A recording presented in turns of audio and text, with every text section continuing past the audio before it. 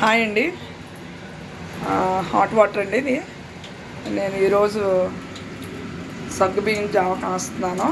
అంటే మన బాడీలో హీట్ ఉంటుంది కదా, ఆ బాడీలో హీట్ తగ్గాలంటే ఒక గ్లాసు సగ్గుబియ్యం తీసుకొని అలాగే తగినంత కిస్మిస్ పళ్ళు, డ్రై కిస్మిస్ తీసుకోవాలి.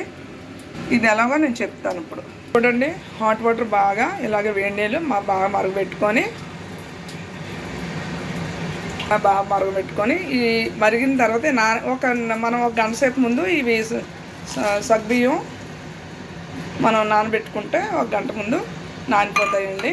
చూడండి, అంతే. ఇప్పుడు తొందరగా మనకు బాయిల్ అయిపోద్ది అన్నమాట. ఒక 5 మినిట్స్లో తొందరగా ఇవి ఆల్రెడీ మెత్తబడిపోయినాయండి ఈ సగ్గుబియ్యం అండి. చూడండి, చూసారా, మెత్తబడిపోయినాయి.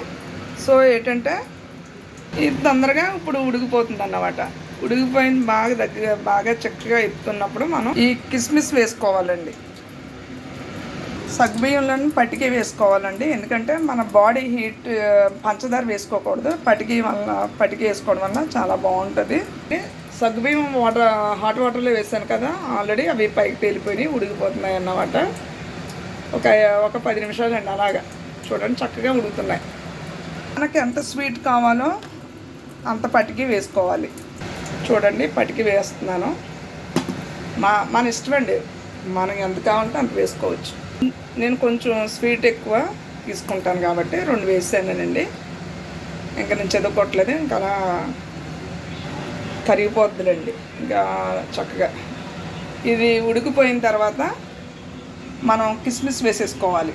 భోజనం చేశాక ఒక అరగంట పోయాక మనం ఇది చక్కగా పడుకొని తాగితే పొద్దుటికి బాడీ చల్లగా కూల్గా ఉంటుందండి. ఎవరికైనా వేడిగా ఉంటే ఇలా చేసుకోండి. బాడీ వేడిగా హీట్గా ఉన్నవాళ్ళు చేసుకోండి, ఓకేనా. ఇవి రాజ్మా, రేపు మార్నింగ్ రాజ్మా అన్నమాట. నైట్ నానబెట్టుకొని పొద్దున ఆవిరిలో ఉడకబెట్టుకోవాలండి. ఇదిగోండి కిస్మిస్.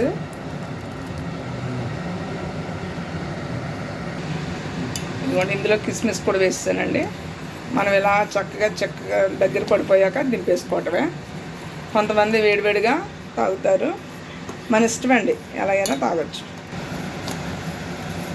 చూడండి, చాలా బాగుంటుందండి, మీరు కూడా ట్రై చేయండి. Okay, bye.